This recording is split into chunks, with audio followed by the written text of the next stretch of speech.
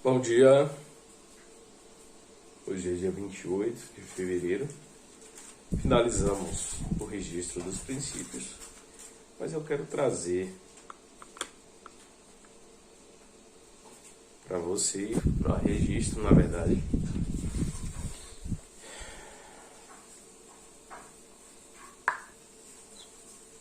alguns outros princípios que não estão ali, mas vale a pena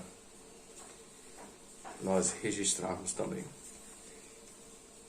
Bom, 1, 2, 3, 4, 5, 6, 7, 8. 8 princípios que eu vou registrar aqui, tudo em um vídeo só. Mas que é para nós, para entrar também. Esses princípios não estão lá, não, quer dizer, alguns deles a gente até consegue encontrar lá, outros não. Mas vamos lá. O primeiro deles é o princípio do valor. E aí eu vou tecer alguns comentários a respeito. O princípio do valor é: o que é que vale mais para você? O que é que tem mais valor para você? Porque é o seguinte, porque o que você valoriza te revela. Entendeu? Então tem duas coisas que nós não podemos deixar perder o valor de maneira alguma, que é a nossa identidade e a nossa família. Nossa identidade fala sobre nossa origem, né? A imagem e semelhança de Deus, está lá, Gênesis 1:26. Fala sobre a nossa identidade. E a nossa família, nossa família originária e a família que foi formada a partir de nós. Lembrando que não existe família tradicional. Família é família. É uma só. Homem, mulher e, se houver, filhos. Se houver, que aí o ideal é que tenha, né? E muitos.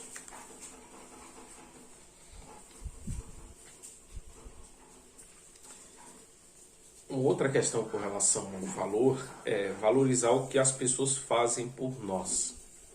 Muitas vezes as pessoas se esforçam para fazer algo que nós não conseguimos compreender e nem valorizamos.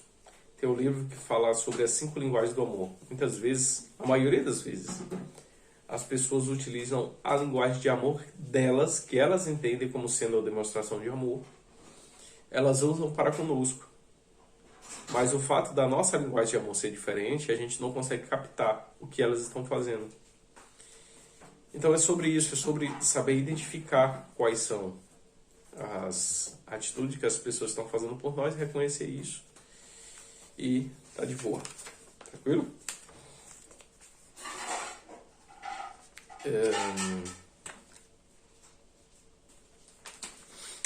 Beleza.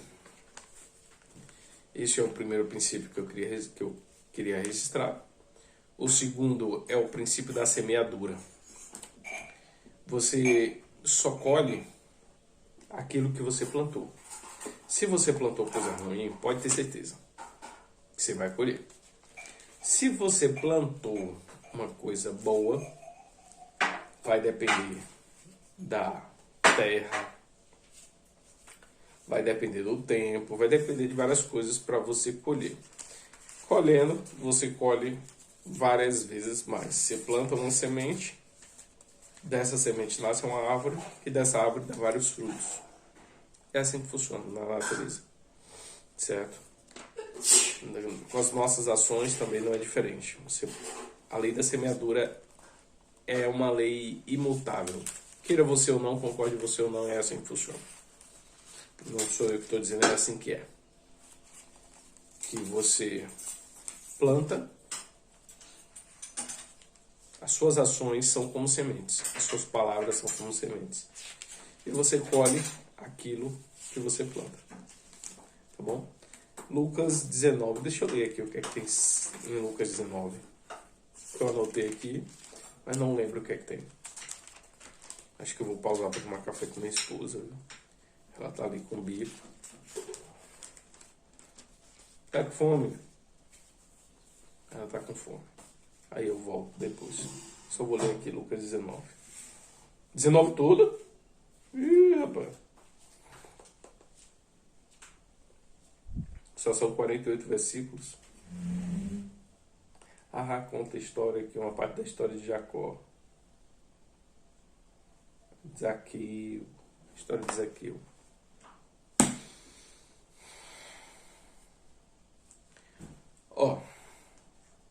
A primeira coisa que você tem que fazer com relação ao princípio da semeadura é arrancar a semente do orgulho e a semente da prepotência e da arrogância. Porque se você plantar isso, vai ser prejudicial para você. Certo?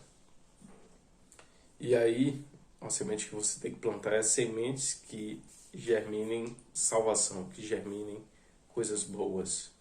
Tá? Você planta, e a melhor forma de você semear é semear na vida de alguém. Tá bom? Eu vou pausar aqui e depois eu volto para falar sobre os demais princípios, que eu não vou deixar ela esperando não, tá bom? Fui, já volto. Vamos continuar. Continuar registrando. Estávamos falando sobre o princípio da semeadura, né? Agora, o princípio da vida com Deus é o seguinte.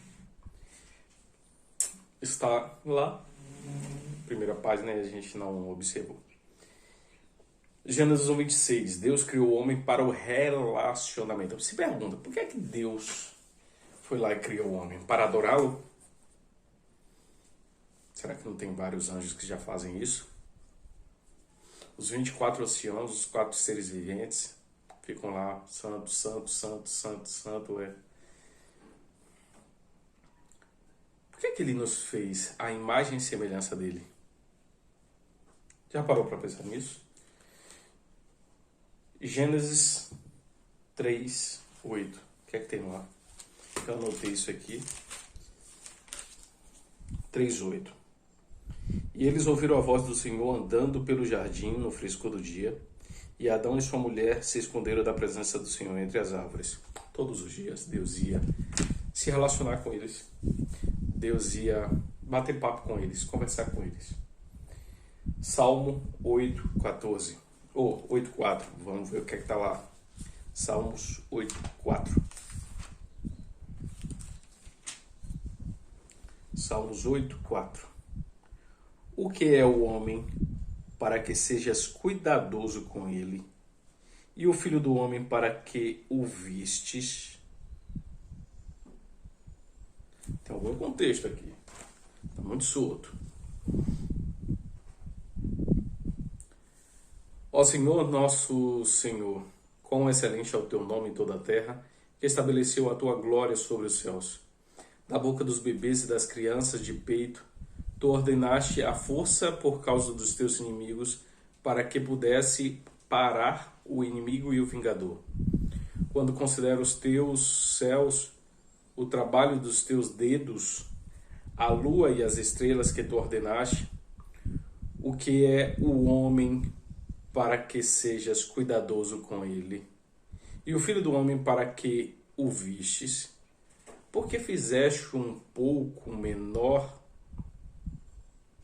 do que os anjos e coroastes com glória e honra. Porque fizeste um pouco menor do que os anjos e coroaste de glória em glória. Tu fizeste com que ele tivesse domínio sobre as obras de tuas mãos. Tu puseste todas as coisas debaixo de seus pés. Todas as ovelhas, bois, sim, os animais do campo, as aves do ar, os peixes do mar, e tudo que passa pelas veredas dos mares. Ó Senhor, nosso Senhor, quão excelente é teu nome em toda a terra.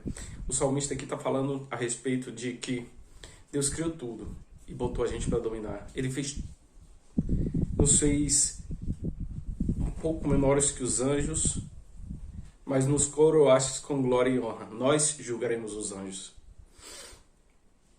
Tem um monte de coisa especial em nós. Ele não nos criou à toa. Jó 7, 17, 18. O que é que tem lá? Jó 7, 17, 18.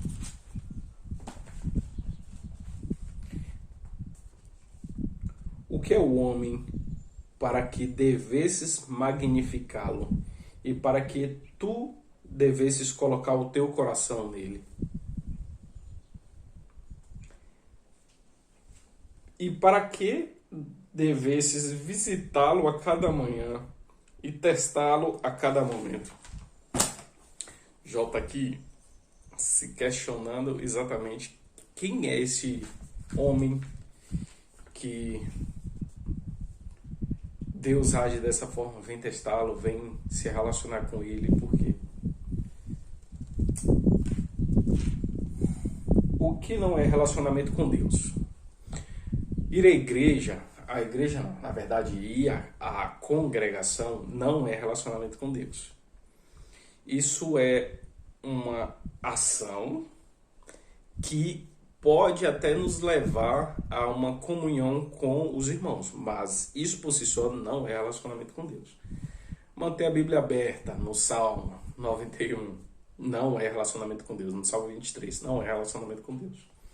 Carregar a Bíblia meramente também não é. Adesivos no carro, ouvir e cantar músicas cristãs, isso não é relacionamento com Deus. Relacionamento com Deus é conversar com Ele, é invocar, é convidar, é como você conversa comigo. É como você fazer uma amizade, você conhecer alguém e conhecer hoje, e aí ver pontos em comum e você começa a interagir com essa pessoa. Pensa que não, se tornou seu melhor amigo. E essa amizade, ela se aprimora a cada momento, com o passar do tempo, ela se aprimora. É isso. Vida com Deus é isso. Salmo 145, versículo 18, fala a respeito de invocar, convidar. Tiago 4:8, aproximar-se. A oração, algumas pessoas têm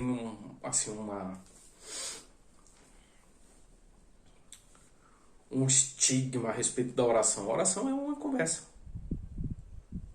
Deus, ele não vai falar com você, você não vai ouvir em voz audível. Na maioria das vezes, não.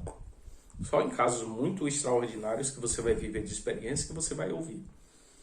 Mas Deus fala no coração. Como é que ele fala?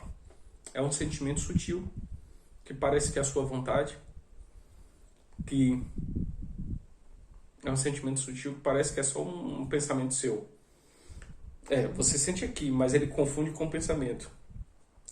Quando você consegue distinguir o que está aqui do que está cá no coração, você percebe que tudo que está no coração é algo bom, é algo que beneficia outras pessoas, que beneficia você, sua família e outras pessoas.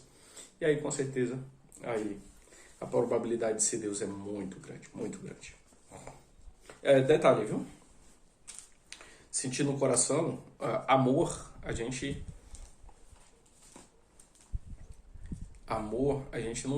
não pratica muito ele, não é com o coração não, viu? Ele pode até habitar no coração, mas a gente pratica amor com razão. Amor não é um sentimento, não. Amor é decisão, é racional, entendeu? As pessoas atrapalham um pouco isso aí, toda forma de amor. Toda forma de amor o quê? Amor é razão, entendeu? Lógico que você respeitar faz parte desse amor, mas isso não é desculpa para você continuar fazendo errado, não. Certo? Então vamos lá. O próximo princípio, no caso é o quarto que nós estamos falando aqui nesse vídeo, é o princípio da autoridade. Deixa eu ver se se encaixa em algum dos princípios. Eu acredito que na parte da hierarquia. Não, porque aí é um outro ponto de vista. Autoridade. Romanos 13. Bora ver o que é aqui, Romanos 13.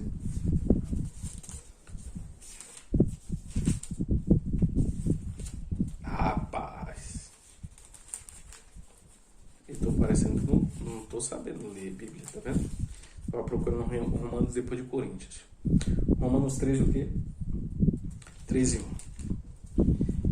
Toda alma esteja sujeita às autoridades superiores, porque não há autoridade que não venha de Deus. As autoridades existem, foram ordenadas por Deus.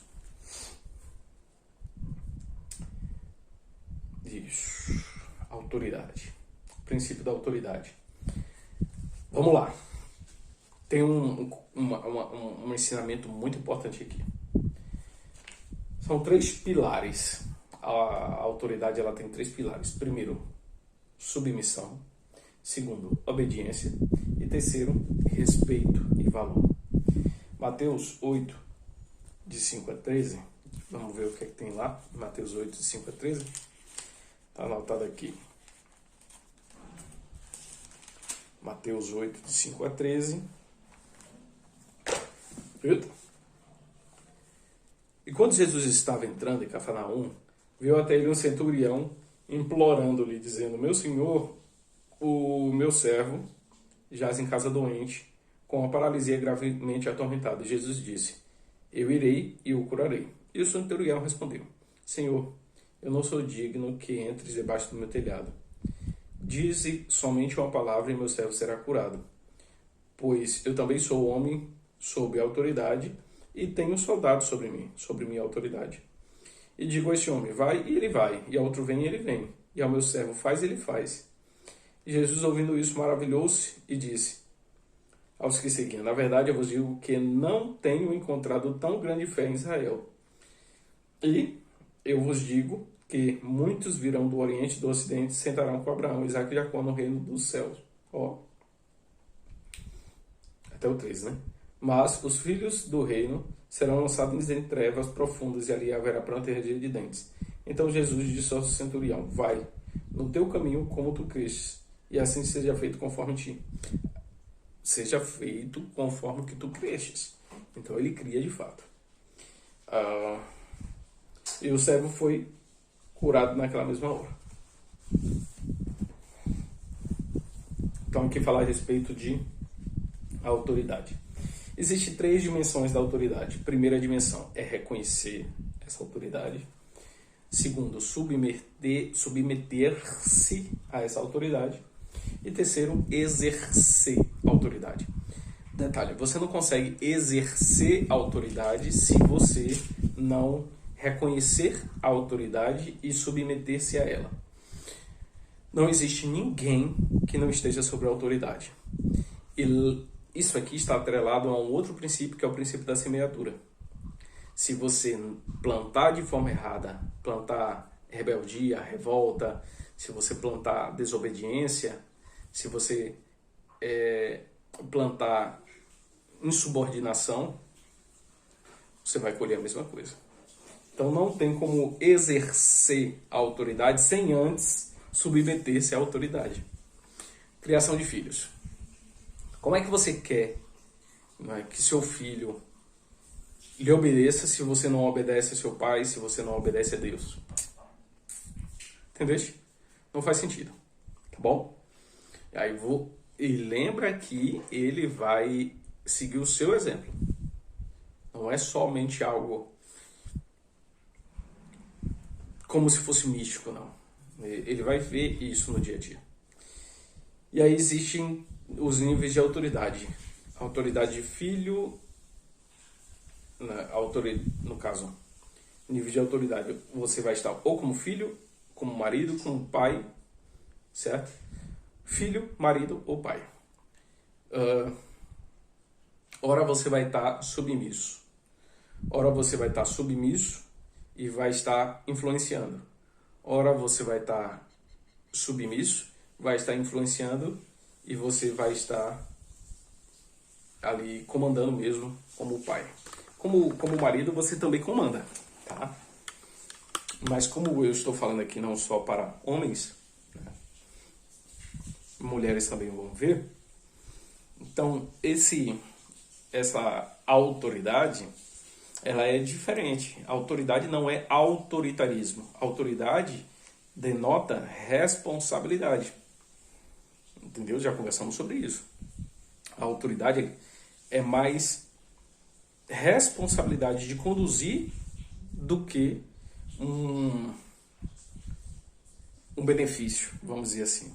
Entendeu? É muito mais responsabilidade do que benefício. Na verdade, benefício nenhum. Nenhum. É responsabilidade mesmo. Submissão. O que é submissão?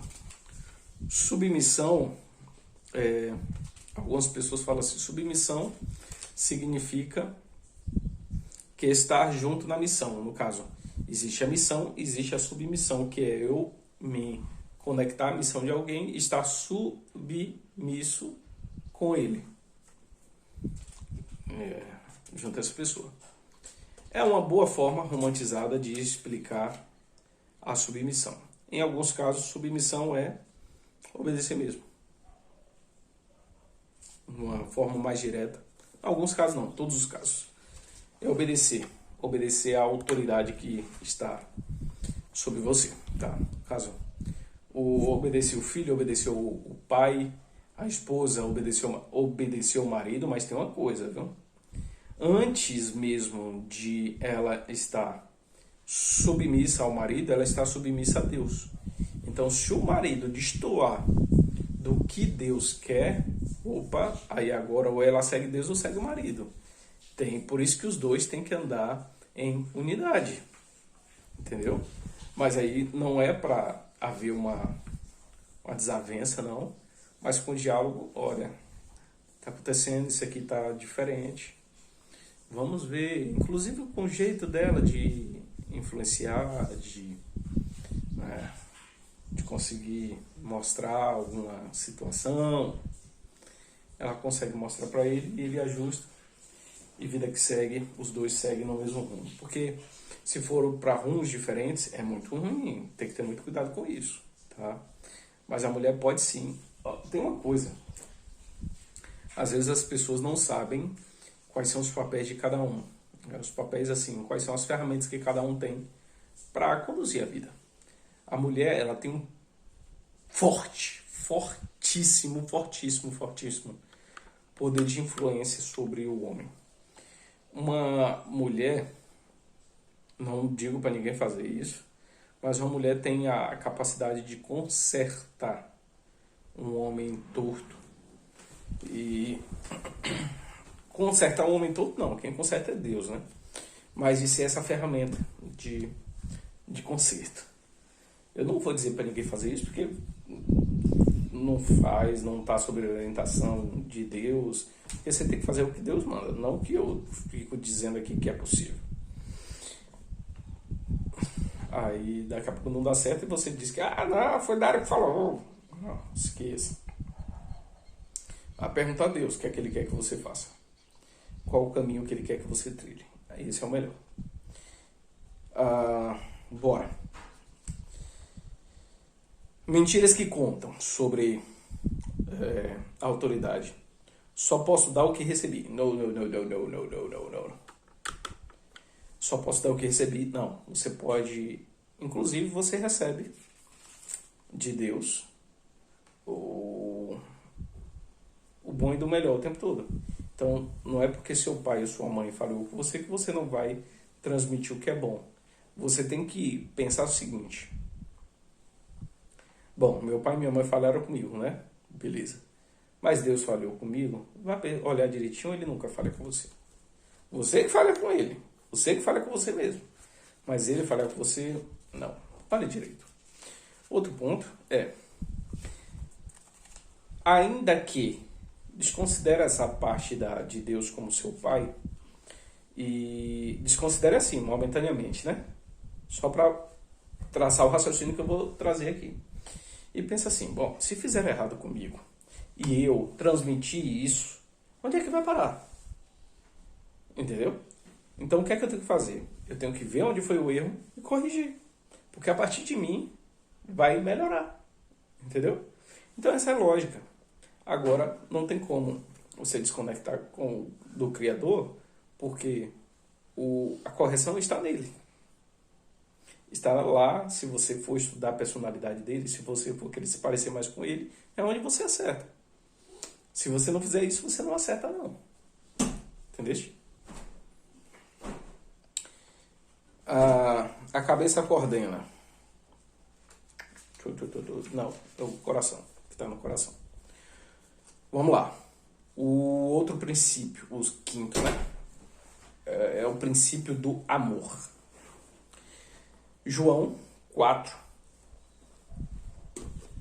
João 4, 7 a 9. Deus é amor. Quem ama, conhece a Deus. Eu vou ler lá, João, Mateus, Marcos, Lucas, João. Mateus, Marcos, Lucas, João. Bora, João. É porque eu tô com a mão esquerda. A mão esquerda é fogo. Ó, deixa eu lhe mostrar uma coisa. Não vou mostrar isso como... não, tipo assim, eu sou o cara. Não, não é isso. É mostrar pra você qual tem sido a minha experiência. Todo arriscado, tudo rabiscado, as coisas que eu vou encontrando eu vou rabiscando, entendeu? Então, é dessa forma que eu tô conseguindo. Tô conseguindo obter êxito. 4, 7 a 9. Então veio uma mulher de Samaria para tirar água e disse, dá-me de beber. Aí, Jesus, os discípulos tinham ido comprar alimento, né? Então Jesus disse, como... A mulher disse, na verdade Jesus falou, dá-me de beber. Aí a mulher disse, como é que tu, sendo judeu, pedes de beber para mim, que sou uma mulher de Samaria? Porque eles eram rivais, os povos. Porque os judeus não se relacionam com os samaritanos. E que problema do povo que tem problema com os outros. Eu vou amar. Tem nada que é tratar bem. Tem nada que tá procurando treta uns com os outros. Quem renuncia a experimentar o favor e a graça de Deus não conhece a Deus. Tem outros. 1 Coríntios 13. 1 Coríntios 13 é sensacional. Quando você lê, aquilo ali é literalmente o que é o amor. Literalmente. Você pensa assim, o que é o amor? Amor é um sentimento? Não. O que é o amor? Faz o seguinte, vai lá em 1 Coríntios 13, capítulo todinho, que você vai saber o que é o amor. Depois que você lê, entender, reler, você volta e me diz se tem como aquilo ser um sentimento. Tem não. Não se ensoberbece, não trata com leviandade, tudo crê, tudo sofre, tudo suporta, tudo espera. Que sentimento é esse? É sentimento não, filho. Tudo sofrer? Quem é que gosta de sofrer? Doideira. Ninguém gosta de sofrer, não. Quem é que vai ficar lá? Não, eu sofro, mas o sentimentozinho do amor que eu sinto... Sai fora, moço. Amor é razão. É você passar por certas situações e você falar...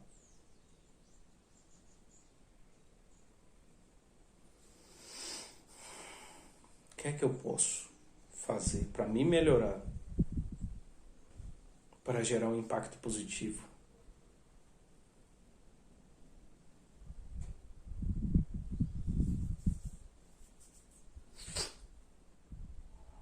É tudo suportar. É tudo crer.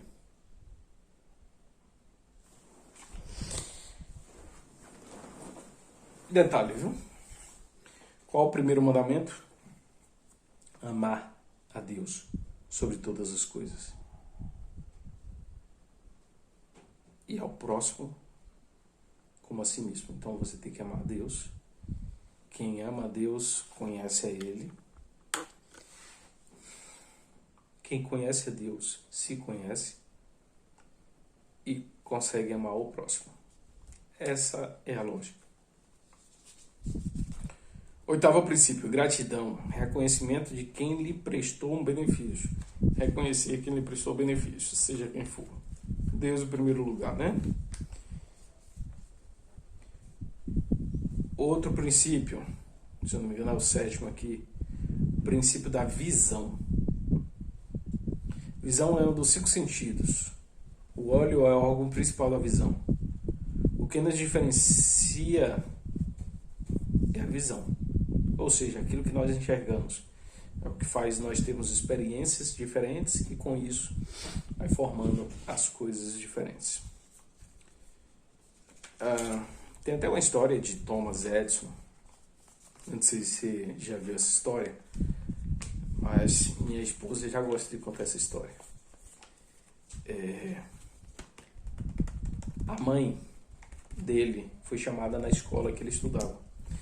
E interessante que quando chegou lá, uma cartinha, né?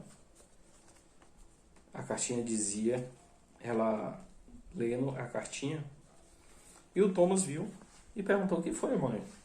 Olha, filho, estou aqui lendo a carta da escola e a escola diz que você é muito inteligente para ficar lá, que eu tenho que procurar um outro lugar para você, porque você é inteligente demais. Os outros alunos não conseguem acompanhar o seu ritmo. Então, preciso procurar um local adequado para colocar que você tem uma capacidade incrível. E beleza.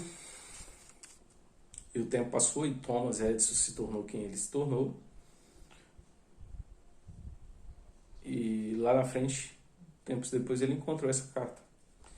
Na verdade, essa carta dizia que não tinha condições de manter ele na escola porque ele era desatento, ele não conseguia acompanhar as crianças, ele não conseguia...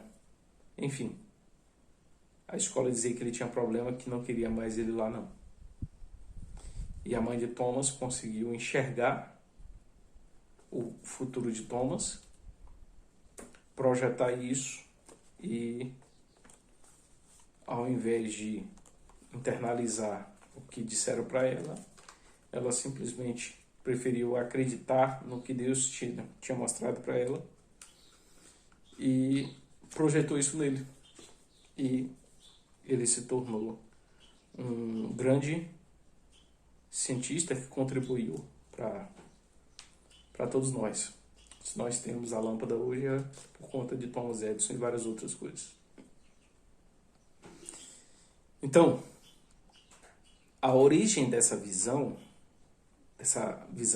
de futuro, o primeiro lugar que essa visão de futuro se forma na família. Muitas vezes precisamos sair do meio para alargar a visão.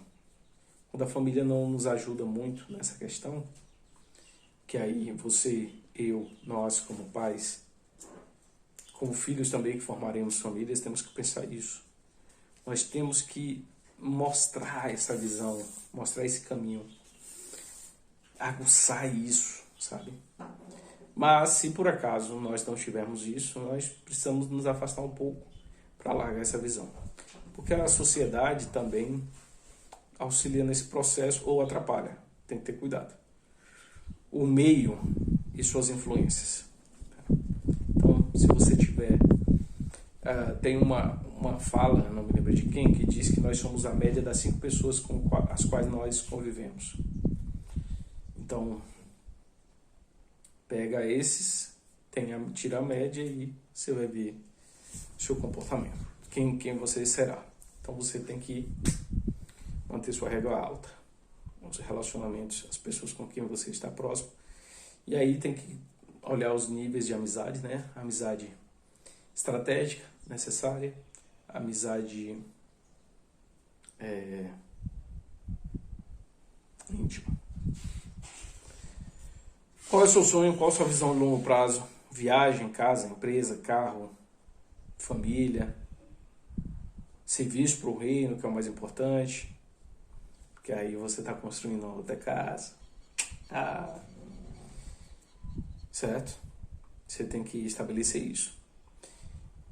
E aí tem algumas peneiras que vão te ajudar nesse processo de colocar em prática algumas coisas. Quando você for fazer algo, você pensa assim, ó, o que eu estou prestes a fazer vai me fazer realizado? Sim ou não? Se não, nem faça. E nem faça. Quando eu digo sentir realizado, associe sempre a estar no centro do propósito de Deus, viu? Porque se você fizer tudo fora do centro do propósito dele, você não vai estar realizado. Outro ponto. Vai edificar minha família? O que eu vou fazer vai edificar minha família? Vai. Continua. Próxima peneira. Não vai. Opa, sai fora. Abençoará a vida de outras pessoas? Vai. Continua. Não. Vai prejudicar. Opa. E quando eu digo prejudicar é o seguinte, não é tipo assim, o meu sucesso faz com que alguém não tenha sucesso. Não, esquece essa história. Isso é a história do cão, viu? O sol nasce para todos. Agora, se o que eu vou fazer prejudica alguém, prejudica mesmo diretamente, tipo, eu vou fazer alguma coisa que é ruim para alguém. Ruim no sentido de, deixa eu pegar um exemplo prático aqui. Eu vou roubar alguém, tomar algo de alguém. Vai prejudicar. Eu não conquistei o meu. A loja está lá para vender outro. Eu vou... montei uma empresa e eu vou apresentar minha proposta depreciando o outro. Eu não preciso depreciar o outro. Nós temos que conversar sobre aquela coisa. Nós discutimos ideias, não pessoas. Então as pessoas deixam lá. Ideias, aí sim, nós podemos discutir. Tá bom? Irá glorificar o nome do Senhor? Não. Opa, sai fora. Se não vai, sai fora. Então, homens de visão como Martin Luther King e outros mais, são pessoas que nos mostraram que é possível também, né? Pessoas contemporâneas a nós, da nossa era. E aí, tipos de visão. A visão de avestruz, ela enfia a cabeça no buraco. A visão de galo fica olhando para o chão. A visão do abutre, ele fica a 1,5 km de altura, procurando algo para comer. Mas a visão de águia, ela é acima lá, é a 5.000 quilômetros, a 5.000 metros de altura. 5 quilômetros a águia sobrevoa. Então o que Deus quer é ampliar a sua visão. Vai lá em Gênesis 6, de 5 a 13, e foque no resultado, não foque nas ações. Foque no resultado, quais são as ações que precisa para atingir aquele resultado. Faça, tome essas ações, pratique essas ações, mas não com foco nelas. Foque no resultado. Não pare de plantar. Plante, plante, plante, plante, plante. Ok? Um outro princípio é o princípio do legado. Herança fala a respeito de patrimônio. Qual patrimônio vamos deixar?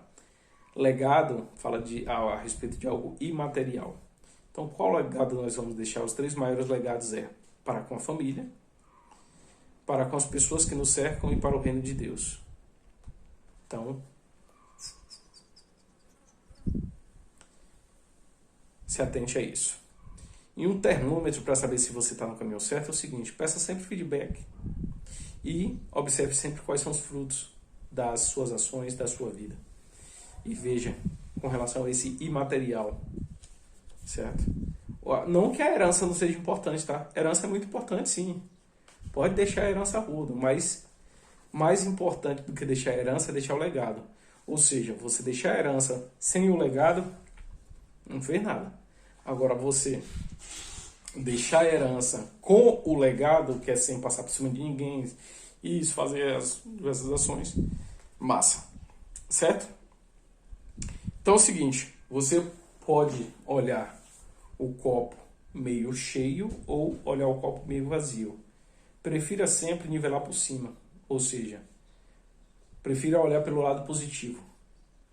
Olhe o copo sempre como meio cheio. Tô mais no meio do caminho aqui. Vamos continuar, certo? E deixa a negatividade do lado, tá bom? Bora, vamos pra cima. Tchau.